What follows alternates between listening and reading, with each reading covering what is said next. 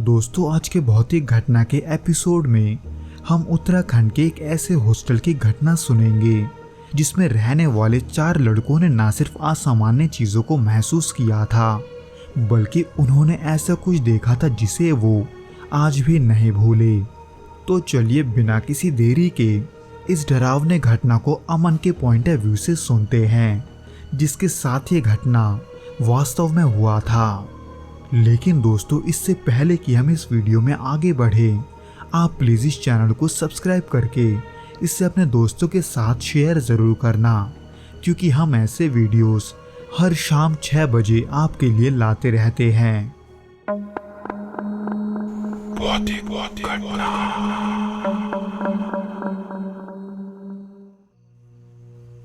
ये बात 2012 उत्तराखंड के एक हॉस्टल की है।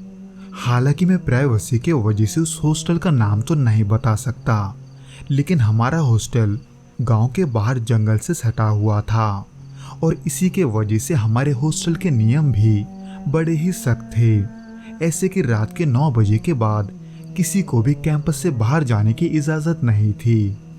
उस दौरान मैं जिस कमरे में रह रहा था उसमें मेरे अलावा 3 और लड़के थे, यानी कि उस कमरे में हम कुल 4 लड़के रह रहे थे। हालांकि वहाँ दिन के समय तो सब कुछ सामान्य रहता था, लेकिन हर रात 12 से 2 बजे के बीच न जाने क्यों जंगल से कुत्ते आकर हमारे कमरे की खिड़की की तरफ देखते हुए जोर जोर से भौंकने लगते थे।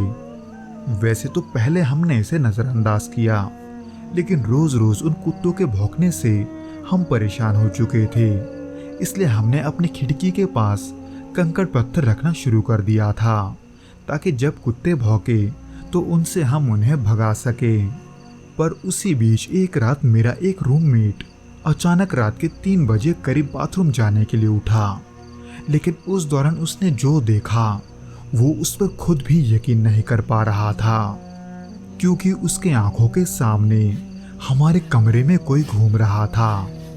हालांकि इसको देखकर उसे डर तो लगा था, लेकिन थोड़ा शांत स्वभाव का होने की वजह से वो उस व्यक्ति को चुपचाप देखे जा रहा था, जो लगभग कमरे में 10 मिनट तक इधर उधर घूमने के बाद अचानक बालकनी की ओर बढ़ा और बिना किसी आवाज के वहां से कूद गया।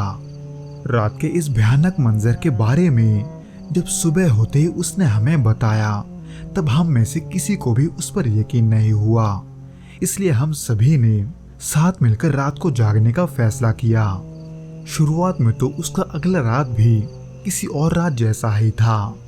जब रात को हम बातें कर रहे थे, तब तकरीबन 1:30 बजे करीब फिर से वो कुत्ते हमारे खिड़की के पास आकर भौंकने लगे। हालांकि उन्हें पत्थर मारकर हमने भगा तो दिया था, लेकिन उस आदमी का इंतजार करते करते अचानक मेरी आंख लग गई, यानी कि मैं कब सो गया ये मुझे ही पता नहीं चला।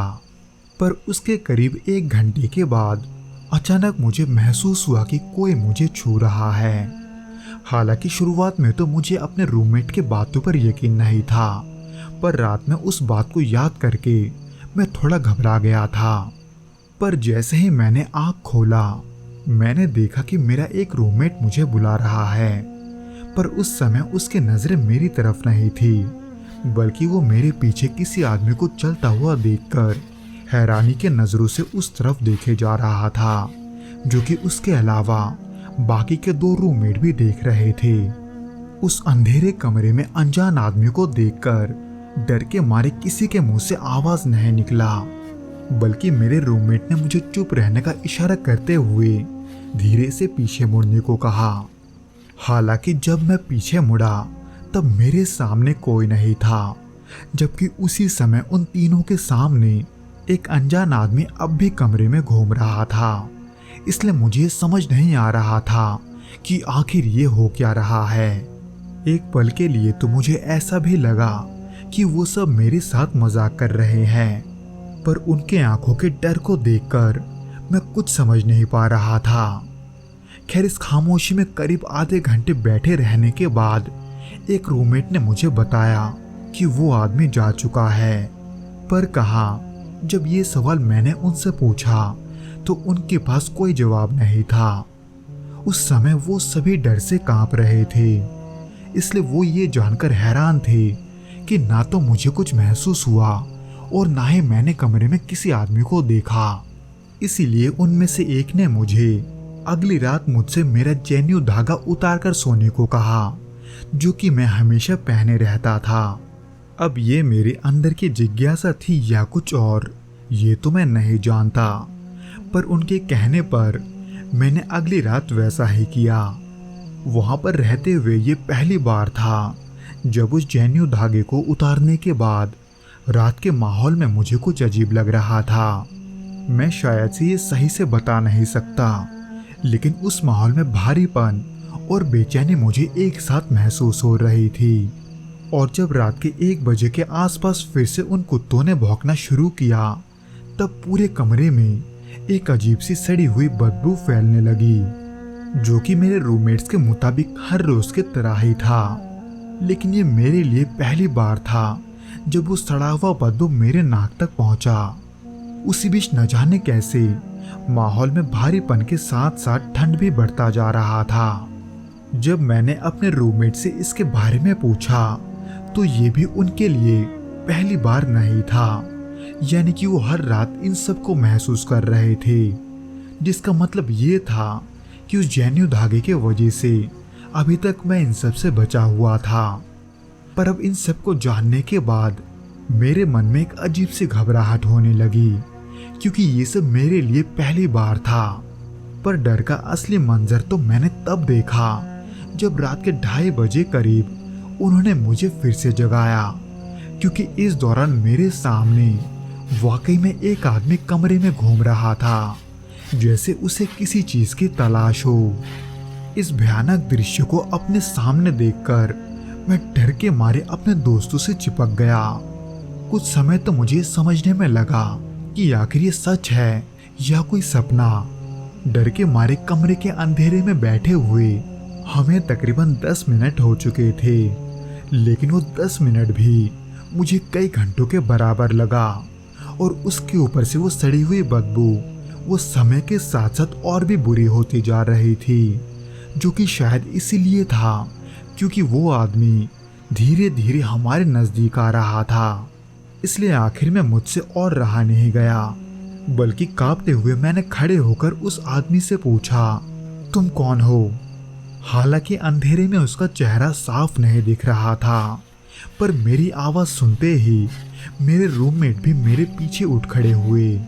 पर तभी अचानक से वो आदमी वहीं रुक गया। वो बिना कोई हरकत के चुपचाप एक ही जगह पर खड़ा था, जिसको देखकर मैं सोचकर घबराने लगा कि कहीं मैंने गलती तो नहीं कर दी। लेकिन ऐसे कुछ पलों के लिए खड़े रहने के बाद वो आदमी फिर से बैल्कनी से नीचे कूद गया। पर जब हमने नीचे देखा तो वहां कोई नहीं था और ना ही किसी के नीचे गिरने की आवाज हमारे कानों तक आया था। उस रात के बाद से मैंने दोबारा अपना जेन्यू धागा नहीं उतारा, बल्कि हम सभी ने अपने बिस्तर के नीचे हनुमान चालीसा रखना शुरू कर दिया। जिसके बाद से बहुत कम ऐसा होता था जब फिर से वो आदमी हमें दिखाई दिया हो। हालांकि रात में कुत्तों का भौंकना उसके बाद भी जारी था।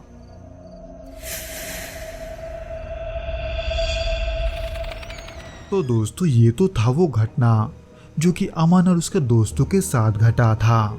उम्मीद करता हूँ कि आपको ये पसंद आया होगा, और अगर आया हो तो प्लीज़ इस वीडियो को लाइक करके इसे अपने दोस्तों के साथ शेयर ज़रूर करना, और हमें कमेंट करके ये ज़रूर बताना कि आपको ये वीडियो कैसा लगा।